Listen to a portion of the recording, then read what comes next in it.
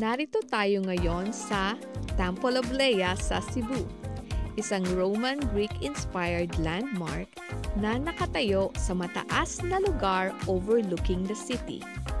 Itinayo ito noong 2012 ni Teodorico Adarna bilang tribute ng forever love niya para sa asawa niyang si Lea.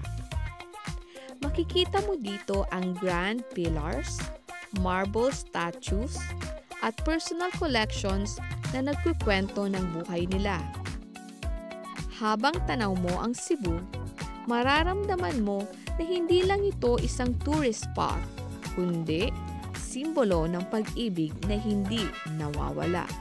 Kung nagustuhan nyo ang aming reel, huwag kalimutang mag-like and subscribe sa aming channel, The Casual Travelers, Jeannie and Marcin. Hanggang sa muli, paalam!